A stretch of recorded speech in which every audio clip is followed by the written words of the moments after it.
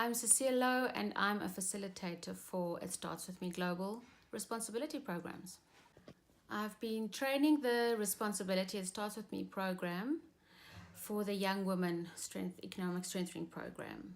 I saw that it was the optimal time to impact young women in the 19 to 24 age group because they've just left school or finished their education, and often moving out of their parents' home or wanting to move out of their parents' home. So they're in that bridge between, they're bridging being a child in their parents' home into the adult world and having to step into the world as responsible adults. And I saw that it really impacted them to take responsibility for their future and to realize, oh my goodness, I'm not a child anymore. And from now on, it's up to me. And everything that I've been through, that happened to me, that was done to me, I can no longer blame others and my parents and whoever. It's now time to step up to the plate and say, this is my life, my future, and take responsibility for it. So they're at the edge of making that decision of stepping into the adult world as responsible adults and not as young people who just blame their parents in the past and actually living like children still. So we confronted them with that. Are you still a child, or are you a young woman who's gonna be an adult and responsible one at that? So there were amazing light bulb moments and results with the participants coming to realize, wow, it's up to me. And that's a good thing. And them being encouraged to say, wow, I can actually make something amazing of my future if I choose to. And I don't have to be held captive by my past. But there were challenges. Yes, the organizing was a hassle, especially in the beginning, where venues weren't sufficient in terms of noise reduction.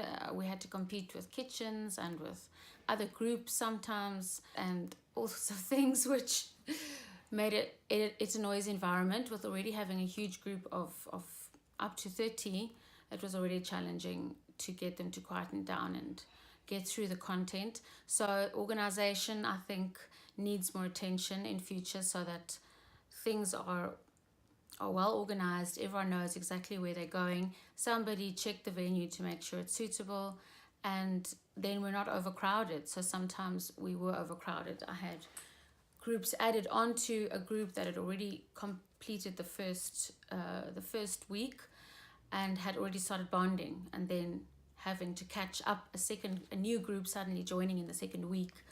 That level of trust that we started building in the first week was compromised, because now you've got new people that we don't know, and we're not going to share with people we don't know, and you're already asking us to stretch ourselves. So this is so that's not a good thing. That needs to work. It needs to be well oiled so that people aren't thrown together last minute that don't know each other yet.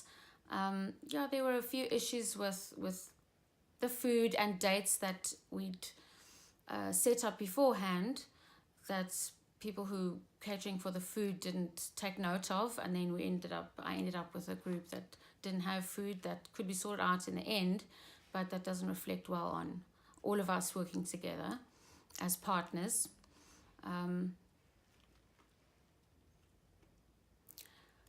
the referrals, we would love to see people who open up and share the terrible things that they've been through. We'd love to see them referred to people who really can help them. We'd love to go forward in a next project with a definite base of people that can accommodate people with problems and take them through whatever they need, and to know as facilitators, when we refer someone, yes, they are going to be picked up, they are going to be helped. We can count on that referral taking them further. And that's what we then do, is to say to them, this is an option for you, and now it's your responsibility to take it up. So yes, I'm looking forward to ironing that out as we go into future collaborations. Another issue that we found was the partners that collaborated together with us on the projects. Um, we found that we're not speaking the same language as them in terms of the way that we view the participants and communicate to them, and the way that we make them just aware of arrangements in a civil way.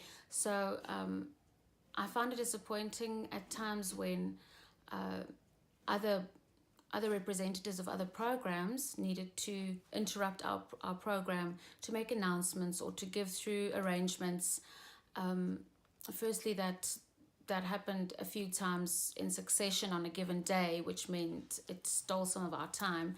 But secondly, it seemed that often participants were being shouted at or treated like children at school. Yeah. So I feel we need to all come around a table and say to each other, these are adults that we're dealing with. We're going to treat them in this way. We're going to speak to them in that way, because we all need to have a united face to the participants. Because whether I'm coming from Proud to Be and whether you're coming from another organization, as far as they're concerned, this is one project, and all of us are from the same project.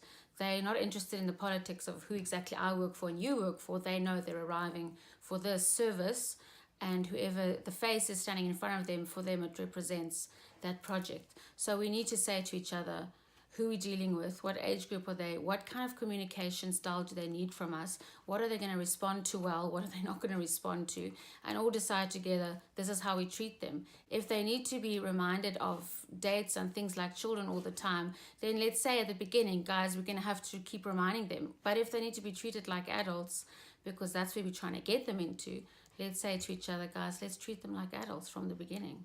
I think the biggest challenge was probably the time limitation.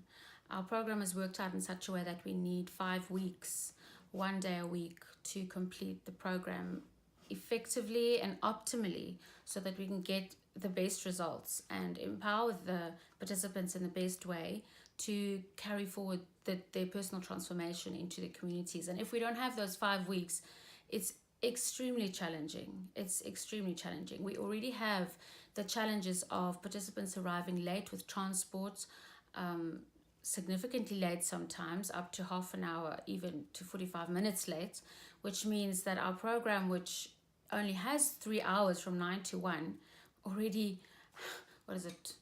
Is that 3 hours? Already has a chunk of time taken out of it. So we already have to condense our program. We already have to leave out a lot. We already have to start later than planned because of transport issues. And now we have to give up 2 days instead of doing it in 5 days, have to do it in 3. So it's a huge, huge challenge. And we cannot give our best as trainers with only 3 days, 3 half days to give the content. We cannot empower people the way the program is designed to empower them with only 3 days.